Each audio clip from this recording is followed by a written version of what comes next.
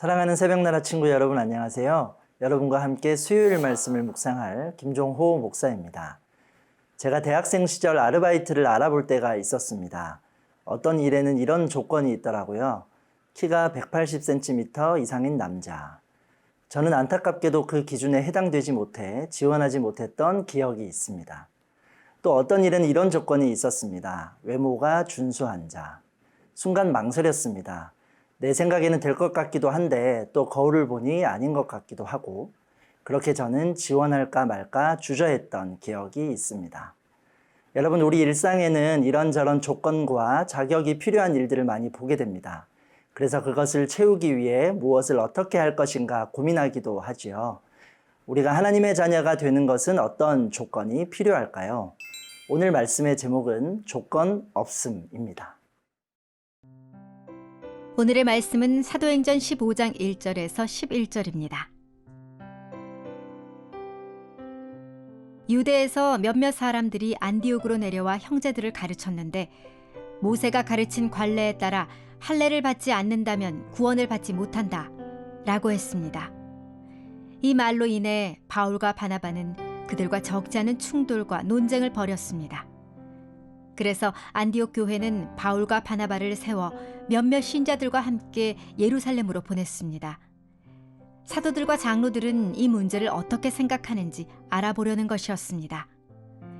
교회의 전송을 받고 여행을 떠난 그들은 가는 길에 페니키아와 사마리아 지방을 거치면서 이방 사람들이 어떻게 개종하게 됐는지를 전했습니다. 이 소식은 모든 형제들을 무척 기쁘게 했습니다. 그들은 예루살렘에 도착해 교회와 사도들과 장로들에게 환영을 받았습니다. 그러고 난 후 하나님께서 자신들을 통해 하신 모든 일을 그들에게 보고했습니다. 그때 바리새파에 속해 있다 신자가 된 몇몇 사람들이 일어나 말했습니다. 이방 사람들이 할례를 받고 모세의 율법을 지키도록 해야 합니다. 사도들과 장로들이 이 문제를 논의하려고 함께 모였습니다. 오랜 시간 동안 토론한 끝에 베드로가 일어나 그들에게 말했습니다. 형제들이여, 여러분도 알다시피 얼마 전에 하나님께서 여러분 가운데서 나를 선택해 이방 사람들도 내 입술을 통해 복음의 말씀을 듣고 믿게 하셨습니다. 그 마음을 아시는 하나님께서는 우리에게 하셨던 것처럼 이방 사람들에게도 성령을 주셔서 그들을 인정하셨습니다. 하나님께서는 그 마음을 믿음으로 깨끗하게 하셔서 우리와 그들 사이에 차별을 두지 않으신 것입니다. 그런데 여러분은 어째서 우리 조상이나 우리가 질 수 없었던 무거운 짐을 이방 신자들에게 지워서 하나님을 시험하려고 하십니까? 우리는 그들과 마찬가지로 주 예수의 은혜로 구원받는다고 믿습니다. 이방인들이 복음을 받아들이기 시작하자 유대 기독교 성도들과 이방 기독교 성도들 사이에 중요한 문제가 나타나게 되었습니다. 본문 1절 말씀입니다. 유대에서 몇몇 사람들이 안디옥으로 내려와 형제들을 가르쳤는데 모세가 가르친 관례에 따라 할례를 받지 않는다면 구원을 받지 못한다라고 했습니다. 유대로부터 안디옥에 내려온 어떤 사람들이 이방인들도 할례를 받아야 한다고 주장했습니다. 이로 인해 안디옥 교회 안에 적지 않은 갈등이 일어나게 되었는데요. 유대 사람들은 하나님의 백성이라는 뜻으로 할례를 받는 것이 의무였습니다. 그래서 하나님을 믿게 된 이방 사람들에게도 할례를 받아야지만 구원이 완성된다고 강요한 것입니다.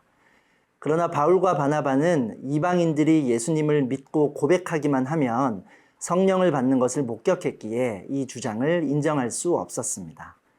이 문제로 충돌과 논쟁이 일어나게 되자 안디옥 교회는 바울과 바나바를 포함한 몇 사람을 예루살렘 교회에 보내 이 문제를 해결하고자 했습니다.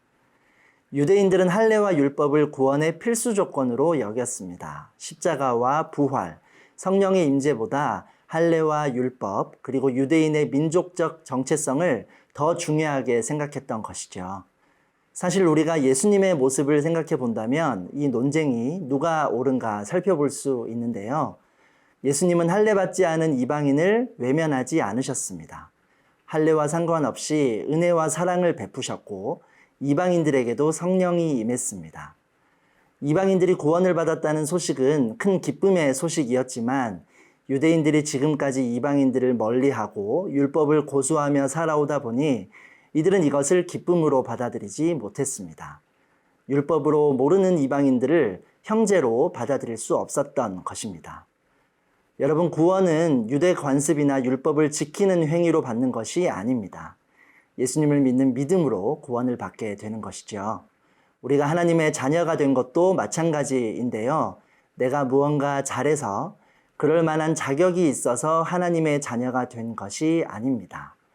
그럼에도 때로는 우리의 마음속에 나와는 다른 모습의 친구들을 예수님 안에서 형제자매로 바라보지 못하고 나는 맞고 너는 틀리다는 생각을 가지고 대할 때가 있지는 않은지요. 예수 그리스도의 복음은 믿음으로 주어지는 은혜와 같은 선물입니다. 사랑하는 새벽나라 친구들, 유대 기독교 성도들처럼 나에게도 하나님의 자녀라면 이래야 해 생각하는 조건이나 기준이 있지 않나요? 모든 사람을 사랑하시는 하나님의 마음처럼 우리도 사랑으로 복음을 전하는 삶이 될 수 있기를 축복합니다.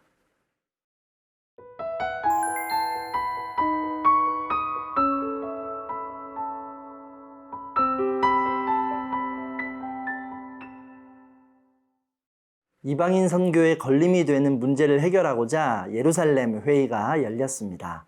많은 논쟁이 있었지만 베드로가 유대인들의 주장을 반박하며 설명합니다. 본문 7절에서 9절 말씀입니다. 오랜 시간 동안 토론한 끝에 베드로가 일어나 그들에게 말했습니다. 형제들이여, 여러분도 알다시피 얼마 전에 하나님께서 여러분 가운데서 나를 선택해 이방 사람들도 내 입술을 통해 복음의 말씀을 듣고 믿게 하셨습니다. 그 마음을 아시는 하나님께서는 우리에게 하셨던 것처럼 이방 사람들에게도 성령을 주셔서 그들을 인정하셨습니다. 하나님께서는 그 마음을 믿음으로 깨끗하게 하셔서 우리와 그들 사이에 차별을 두지 않으신 것입니다. 사실 베드로 역시 처음부터 이러한 진리를 알았던 것은 아닙니다. 그는 사도행전 10장에서 이방인 고넬료와의 만남을 경험했는데요. 그때 베드로는 하나님께서 이방인들에게도 동일한 구원의 은혜를 베푸시는 것을 깨닫게 되었습니다. 그래서 하나님께서는 유대인이나 이방인이나 차별 없이 모든 믿는 자에게 성령을 부어주시고 구원하시는 분이심을 설명하고 있는 것입니다. 베드로는 율법이나 관습을 온전히 지키는 일은 유대인도 감당하지 못하는 일이라고 합니다. 그러면서 이것을 이방인에게 요구하는 것은 옳지 않다고 말하는데요. 이방인들도 유대인들과 동일하게 주 예수의 은혜로 구원받을 수 있음을 말하고 있는 것입니다. 예수님의 제자였고 또 사도들의 지도자격인 베드로가 하나님의 말씀과 성령의 인도하심을 통해 깨달은 진리를 증언했을 때 그의 말은 다른 누구의 말보다 권위가 있었을 것입니다. 하나님은 이방 선교를 위해 세우신 바울뿐 아니라 유대 전통 가운데 살아왔던 베드로에게도 그러한 진리를 일깨우셨던 것이죠.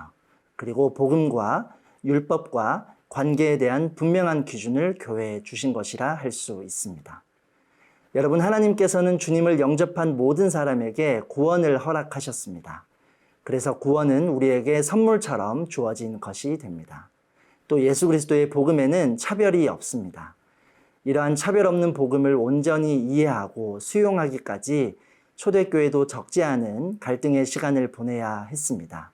그리고 그 과정을 통해 확증된 차별 없는 복음이 지금 우리에게도 구원의 진리로 고백되고 있는 것입니다. 우리도 예수님 외에는 구원받을 만한 이름을 주신 적이 없다는 말씀을 기억하며 오직 믿음으로 의롭다함을 받는 복음의 진리를 전할 수 있기를 원합니다.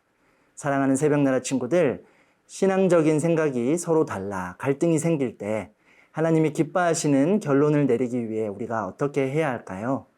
하나님의 말씀을 기준으로 생각하고 건강하게 갈등을 해결할 수 있는 여러분이 되기를 소망합니다. 사랑의 하나님, 예수님을 믿는 믿음으로 하나님의 자녀가 되는 은혜를 주심에 감사합니다. 오직 예수님만이 구원의 유일한 길임을 확신하며 복음 위에 서게 하시고 사랑으로 전하는 삶이 되게 하여 주옵소서. 예수님의 이름으로 기도합니다. 아멘.